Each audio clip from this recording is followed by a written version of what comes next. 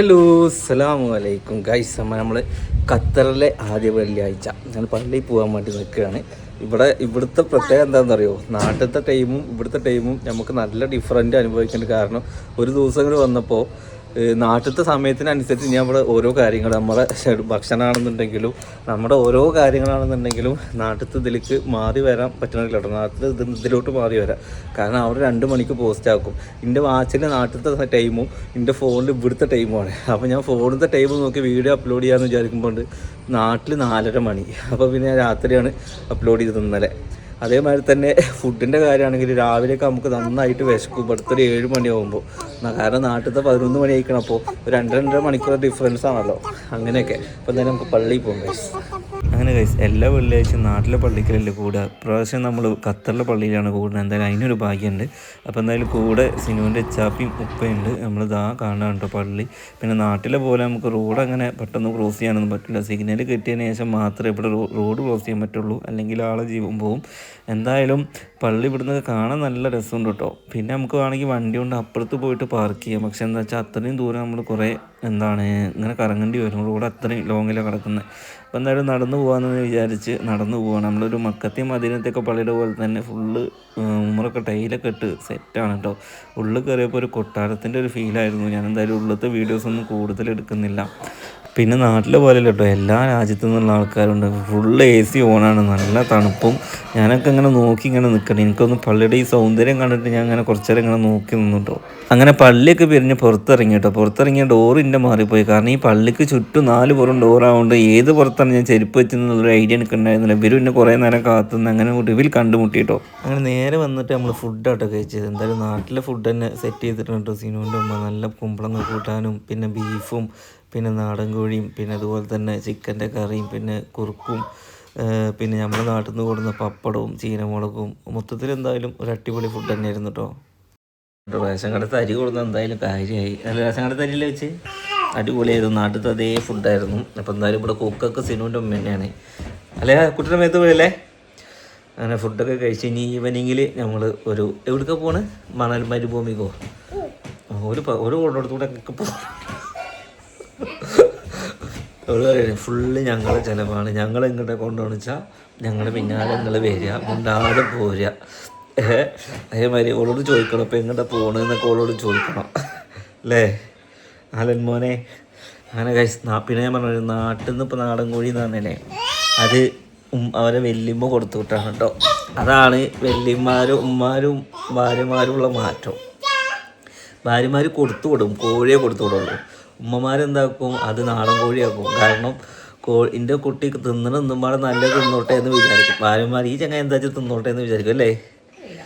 അങ്ങനെയൊക്കെ തന്നെ ഭാര്യമാരെ കുറ്റം പറഞ്ഞല്ലോ കേട്ടോ. ഒരു ഭാര്യയാണല്ലോ വീണ്ടും ഒരു വല്യമ്മ ആവുന്നത്. പക്ഷെ ഒരു മക്കളുടെ ഉമ്മ ആവുമ്പോൾ എന്താവും, വേറെ തന്നെ. ഓക്കെ, അതിലേക്ക് പിരിഞ്ഞ് വന്ന് ഫുഡൊക്കെ കഴിക്കൽ കഴിഞ്ഞ് അലൻമോന് കിടക്കണമൊക്കെ. അലൻമോൻ എവിടെയുള്ളേ? അലൻമോനെ എല്ലാവരും മിസ് ചെയ്യുന്നുണ്ട് എന്ന് പറയുന്നത്. അലൻമോനെ നിങ്ങൾ കാണാത്ത എന്താണെന്ന് വെച്ച് കഴിഞ്ഞാൽ അലൻമോൻ ഒതുങ്ങി കിടക്കണോണ്ട് അലൻമോൻ്റെ അടുത്തേക്ക് ക്യാമറ കൊണ്ടുപോകേണ്ട ആവശ്യം വരില്ല. കാരണം അലൻമോന് അവിടെ എവിടെ കടത്തി അവിടെ കടന്നോളൂ. ഓന് വിശക്കുമ്പോൾ ഓരോന്ന് കരയൂ അല്ലേ. ഇജിപ്പോൾ എവിടെയുള്ളത്?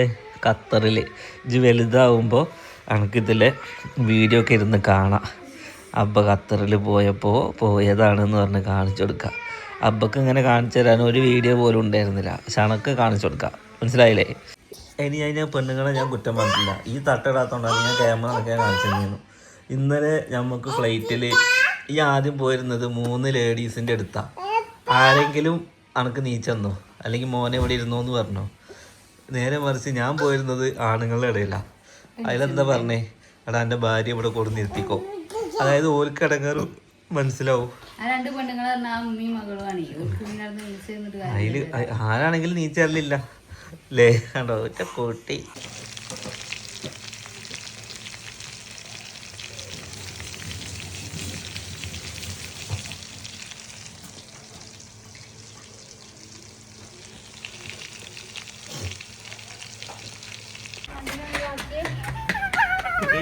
അതിന് മുടി കെട്ടി കൊടുക്കണി.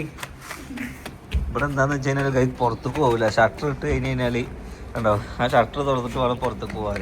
അതേക്ക് ഓടി കളിക്കാൻ ഇഷ്ടം പോലെ സ്ഥലമുണ്ട്. ഇനി മണ്ണാക്കല്ല കേട്ടോ. അപ്പം ഇനി നമ്മൾ ഇന്ന് പോകുന്നത് എടുക്കാന്ന് വെച്ച് കഴിഞ്ഞാൽ മരുഭൂമിയിലേക്കാണ് പോകുന്നത്. എത്രത്തോളം ഓടി കളിക്കാൻ പറ്റുമോ അത്രത്തോളം ഒന്ന് അലയൊക്കെ ഓടി കളിക്കാം ഗൈസ്. സത്യം പറഞ്ഞു കഴിഞ്ഞാൽ അലേഹുള്ളതുകൊണ്ട് നേരം പോകാൻ അടിപൊളി കേട്ടോ.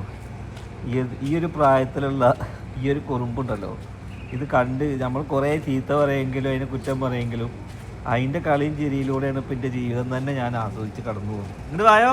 അപ്പോൾ ആൾ നടന്നു പോകുന്നുണ്ട്. ആ ഗേറ്റ് തുറക്കും. ഗേറ്റ് തുറന്ന സ്ഥിതിക്ക് എൻ്റെ കുട്ടി അത് നിരീക്ഷിക്കുന്നുണ്ട്. ഇപ്പോൾ പോവും ഇല്ലേ? ഉള്ള നേരമായോ? നാട്ടിൽ വിളിച്ചു നോക്കി 2 ദിവസമായാലും നമ്മൾ പോകുന്നുണ്ട്. അങ്ങനെ ഉമ്മാനെ വിളിച്ചു നോക്കി. ഉമ്മാക്ക് ഞാൻ വരുമ്പോൾ IMO ഒക്കെ കയറ്റി കൊടുത്തിരുന്നു. പക്ഷെ ഉമ്മാൻ്റെ IMO എന്താണെന്ന് വെച്ചാൽ ഉമ്മാക്ക് IMOയിൽ കോൾ എടുക്കാൻ അറിയണില്ല കേട്ടോ പാവം. അത് മറ്റേ കോൾ എടുക്കുന്നുണ്ട്. IMOയിൽ ഞാൻ പറഞ്ഞ പച്ച നെക്കിയിട്ടൊന്ന് മുകൾക്ക് വലിച്ചാൽ മതി എന്ന് പറയുമ്പോൾ കുറേ വിളിച്ചിട്ട് കിട്ടണില്ല. അവസാനം എന്തായാലും ഇപ്പോൾ വീട്ടിലുണ്ട്. ഇനി തറവാട്ടിൽ പോകുമ്പോൾ അവിടുന്ന് നോക്കിയിട്ട് ചെയ്യാമെന്ന് ഉമ്മ പറഞ്ഞു കേട്ടോ. അലേക്കും അലനെയൊക്കെ കാണിച്ചു കൊടുക്കാൻ വേണ്ടിയിട്ട്. പിന്നെ കുറേ പേര് ഉമ്മാനെന്താ കൊണ്ടുപോകാൻ ഈ ട്രിപ്പിന്. ഇത് ട്രിപ്പായിട്ട് മാത്രമല്ല, ഇത് ഞാൻ പറഞ്ഞില്ലേ ഒരു ഫാമിലി ഒരുമിച്ച് എല്ലാവരും സിനുവിൻ്റെ ഫാമിലിയാണ് ഈ ഒരു സംഭവം ഉള്ളത്. അപ്പോൾ പിന്നെ ഓരോ ടിക്കറ്റും കാര്യങ്ങളൊക്കെ സെറ്റ് ചെയ്ത് ഒക്കെ റെഡിയാക്കിയത് ആദ്യം മുതൽ റെഡിയാക്കി വെച്ചതാണ്. പിന്നെ ആളുകൾ ഓരോന്നിങ്ങനെ കുത്തിത്തിരിപ്പുണ്ടാക്കിയിട്ട് ഇപ്പം ഉമ്മാനെ ഒഴിവാക്കി ഭാര്യേനെ നടക്കുന്നത്. പിന്നെ ഞാനും ഭാര്യയും പോയി നടക്കേണ്ടടുത്ത് ഞങ്ങൾ നടക്കേണ്ടത്. ഉമ്മാനെ ഒഴിവാക്കണമല്ല, ഉമ്മാക്ക് പോകേണ്ട സ്ഥലത്ത് ഉമ്മാനെ ഇതാക്കുന്ന സ്ഥലത്തൊക്കെ നമ്മൾ ഉമ്മാനെ കൊണ്ടുപോകലുണ്ട്. വെറുതെ പ്രശ്നങ്ങൾ ഉണ്ടാക്കാതിരിക്കുക, അത്രേ ഉള്ളൂ. എന്തായാലും ഗൈസ് അതിനെക്കുറിച്ച് നമ്മൾ ചിന്തിക്കില്ല. നമ്മളെന്തായാലും ഒരു 6 ദിവസം ഖത്തറിലുണ്ട്. നമ്മളിതാ അടുത്ത നെക്സ്റ്റ് ട്രിപ്പല്ല, നെക്സ്റ്റ് സ്ഥലം കാണാൻ വേണ്ടിയിട്ട് ഇറങ്ങുകയാണ്. ഇന്ന് മരുഭൂമിയിലോട്ടാണ് പോകുന്നത്. അപ്പോൾ ഈ 4 ഇവിടെ എനിക്ക് ആ ഒരു പ്രത്യേകത എന്താ വെച്ചാൽ അറിയുന്നവർക്ക് ഈ ഖത്തറിലുള്ള ആളുകളൊന്ന് പറയണം കേട്ടോ. ഞാൻ എവിടെ നോക്കിക്കഴിഞ്ഞാലും ഈ ഒരു പെയിൻറ്റിലുള്ള വീടുകളാണ് ഞാൻ കൂടുതലും കാണുന്നത്. അതെന്താ വേറൊരു ഡാർക്ക് കളറിലോ ഒന്നിലും കാണും. അപ്പോൾ ആ പുറം നോക്കി നോക്കി ഫുള്ള് നോക്കി നോക്കി, അതായത് ഈ ഒരു പെയിൻറ്റിലുള്ള വീടുകളാണ് ഒട്ടുമിക്ക എല്ലാ സ്ഥലങ്ങളിലും കാണുന്നത്. നമുക്കെന്താ വെച്ചാൽ ഒരേ കളർ കാണുമ്പോൾ നമുക്കൊരു ഡൗട്ട് തോന്നില്ല, എന്താ ഇപ്പോൾ ഈ സംഭവം എന്തിന് വരെ ഇതൊക്കെ നമ്മുടെ ഇവിടെ ഇത് ഷട്ടർ വരെ ഈ ഒരു കളറിലേക്കാണ് അവർ മാറ്റിയിട്ടുള്ളത്. എന്താണ് ഇതിനൊരു ഗുഡൻസ് എന്നുള്ളൊരു ഒന്ന് പറഞ്ഞു തരണേ അറിയുന്നവർ. പിന്നെ ആൾക്കാർ ചോദിച്ചത് ഈ വീടിൻ്റെ ഹോം ടൂർ കാണിച്ചിരുമോ എന്നുള്ളതാണ്. ഇത് ഒറ്റക്കൊരു വലിയ വീടല്ല. ഇത് ഇവിടെ ഒരു റൂമുണ്ട്, അതിൻ്റെ അപ്പുറത്ത് അതൊരു റൂം, അതിൻ്റെ ബാക്കിലൊരു റൂം, അതിൻ്റെ അപ്പുറത്തൊരു റൂം. സാധാരണ നമ്മുടെ വീട്ടിലൊരു ഇപ്പോൾ ഒരു ഒരു വില്ല എടുക്കുകയാണെന്നുണ്ടെങ്കിൽ ഒരു ബെഡ്റൂം, ഒരു ഹാള്, ഒരു കിച്ചൺ, ഒരു ബാത്റൂം, പിന്നെ ഒരു ചെറിയൊരു ബാൽക്കണി, ആ ഒരു സെറ്റപ്പ് തന്നെയാണ് ഇതിലൊക്കെ ഉള്ളത്. പക്ഷെ ഇതിന് തന്നെ നമുക്ക് എന്താണെന്ന് വെച്ച് കഴിഞ്ഞാൽ ഗൾഫിൽ നിൽക്കുന്ന ആളുകൾക്ക് അറിയാം എങ്ങനെയാണ് ഇതിലിവിടെ വീട് ഒപ്പിക്കലും വീട് ഉണ്ടാക്കലും. ആ ഒരു ടൈമിൽ വേറെയുള്ള ആൾക്കാർ നാട്ടിൽ പോയ ഗ്യാപ്പിലാണ് ഇതുപോലത്തെ ഒരു വീട് കിട്ടിയ പിന്നെ അടുത്ത ഫാമിലി വന്ന് നിൽക്കൽ. ഇതിങ്ങനെ റൊട്ടേറ്റ് ആയിട്ട് ഇങ്ങനെ മാറി മാറി പോക്കാണ് കേട്ടോ. അങ്ങനെ സാധാരണ സിനുവിൻ്റെ ഒപ്പം നിൽക്കുന്നത് സ്കൂളിൻ്റെ അക്കോമഡേഷനും റൂമിലൊക്കെ ആയിട്ടാണ്. അപ്പോൾ നമ്മൾ വരുന്നതിനനുസരിച്ചിട്ടാണ് ഒരു റൂം സെറ്റാക്കിയത്. അല്ലേ ഹവാ അതൊന്നും വാരല്ലേ ബാബാ. അപ്പോൾ വീടിൻ്റെ ഹോം ടൂർ ചോദിച്ചവർക്ക് ഇൻഷാ അല്ലാഹ് നമ്മൾ വന്ന സ്ഥിതിക്ക് പെട്ടി മാത്രമൊക്കെ ഒരുപാടുള്ളതുകൊണ്ട് വീട്ടിലെന്താ അതിനും ഇതിനൊക്കെയാണ് പെട്ടിരിക്കുക. അപ്പോൾ ഒന്ന് ഒതുക്കിയിട്ട് ഞാൻ കാണിച്ചാലോ. പിന്നെ കാണിക്കാൻ മാത്രം ഒരുപാട് റൂംസോ കാര്യങ്ങളോ സെറ്റിങ്സോ ഒന്നുമില്ല. കാരണം ഇതിന് മുമ്പിൽ വേറെ ആൾക്കാർ താമസിക്കുന്ന അതാണ്. അപ്പോൾ അതിൻ്റെയും കുറേ സാധനങ്ങൾ ഇരിക്കുന്നുണ്ട്. ഇനി അതെങ്ങനെ കാണിച്ച് കഴിഞ്ഞിട്ട് പറയുമ്പോൾ അവിടെ അതൊക്കെ അടുക്കി ഒതുക്കി വെച്ചൂടെ എന്ന് പറയുമ്പോൾ ഒരു മോശമല്ലേ. ഇതിവിടെ പേഴ്സണലി ഉള്ള കാര്യങ്ങൾ നമ്മൾ പബ്ലിക്കാക്കിയിടുമ്പോൾ ഓൽക്കും അതൊരു ഇതാവും. അപ്പോൾ അതൊന്നും നമ്മൾ ചെയ്യുന്നില്ല. എന്നാലും ഞാൻ വൃത്തിയാക്കിയിട്ട് ഇൻഷാ അല്ലാഹ് ഞാൻ കാണിച്ചു തരാം. അപ്പോൾ ഇതാണ് കണ്ടോ, ആ ബാക്കിലൊക്കെ റൂംസ് ഉണ്ട്. പിന്നെ നല്ല തണുപ്പുണ്ടോയെന്ന് ചോദിച്ചു കഴിഞ്ഞാൽ എനിക്ക് കാറ്റ് വീശുമ്പോൾ ഇവിടെ നല്ല തണുപ്പാണ്. അല്ലേ അതവിടെ വെച്ചാ ഇതൊക്കെ അവിടെ വെക്ക്. കാറ്റ് വീശുമ്പോൾ നല്ല തെക്കൻ കാറ്റ് വീശുമ്പോൾ നല്ല തണുപ്പാന്ന് പറഞ്ഞ മാതിരി കാറ്റ് വീശുമ്പോൾ നല്ല തണുപ്പാണ്.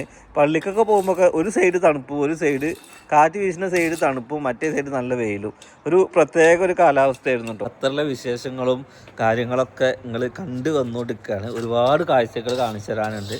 നാളെ ബീച്ചാവും, പിന്നെ ഇന്ന് മരുഭൂമി, നാളെ ബീച്ച്, പിന്നെ നമ്മളവിടെ ഒരു ഫ്രണ്ടിൻ്റെ പരിപാടികളുണ്ട്, അവിടേക്കൊക്കെ പോകണം.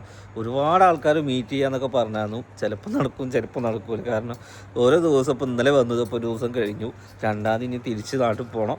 അപ്പോൾ വളരെ ചുരുങ്ങിയ ദിവസത്തിൽ ഒരുപാട് സ്ഥലം കാണാനും ഒരുപാട് കാര്യങ്ങൾ തീർക്കാനും ഉണ്ട്.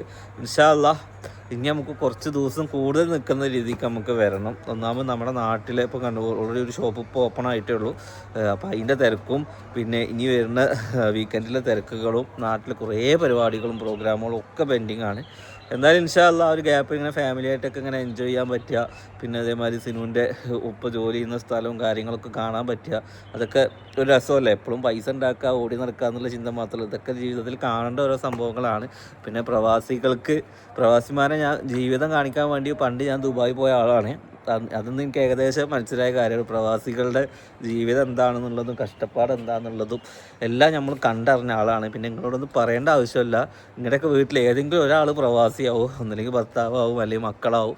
അപ്പോൾ അവരുടെയൊക്കെ സിറ്റുവേഷൻസ് ഇവിടെ കാണണമെന്നുണ്ടെങ്കിൽ മക്കളെ നല്ലോണം കഷ്ടപ്പെട്ട് ജീവിച്ചിട്ടാണ് ഇവിടുന്ന് ഓരോ ദിവസവും അവർ കടന്നു പോകുന്നത്. നാട്ടിലെ സന്തോഷം എല്ലാം ഉപേക്ഷിച്ചിട്ട് മരുഭൂമിയിൽ വന്ന് കഷ്ടപ്പെട്ട് അതിന് കിട്ടുന്ന 10 റുപ്യ എന്ന് പറഞ്ഞു കഴിഞ്ഞാൽ അവരുടെ ജീവിതം അത് എന്താ പറയുക ആസ്വദിക്കേണ്ട സംഭവങ്ങളൊക്കെ നിങ്ങളുടെ കുടുംബക്കാർക്കും നിങ്ങളെ വീട്ടുകാർക്കൊക്കെ വേണ്ടി മാറ്റി വെച്ച് അവരുടെ നല്ല പ്രായം മൊത്തം നിങ്ങൾക്ക് വേണ്ടി ചിലവാക്കുകയാണ്. അപ്പോൾ എന്തായാലും റെസ്പെക്റ്റ് ചെയ്യുക എന്ന് വെച്ച് കഴിഞ്ഞാൽ റെസ്പെക്റ്റിൻ്റെ അങ്ങേയറ്റാണ്. അപ്പോൾ എന്തായാലും നമുക്ക് ഓൾറെഡി എനിക്ക് പ്രവാസികളുടെ പറയുമ്പോൾ സത്യം പറഞ്ഞു കഴിഞ്ഞാൽ നമ്മൾ ഭയങ്കര റെസ്പെക്റ്റാണ് കേട്ടോ അവർക്ക്. കാരണം നമ്മൾ ഓരിലൂടെ ചിന്തിച്ച് കഴിഞ്ഞാൽ മനസ്സിലാവും, അപ്പോഴേ നമുക്ക് അതിൻ്റെ കാര്യങ്ങൾ മനസ്സിലാവുള്ളൂ. എന്തായാലും ഇൻഷാ അല്ലാഹ് ഇനി കൂടുതലൊന്നും പറയുന്നില്ല, നമുക്ക് മരുഭൂമിയിലെ വിശേഷങ്ങൾ കാണാം കേട്ടോ.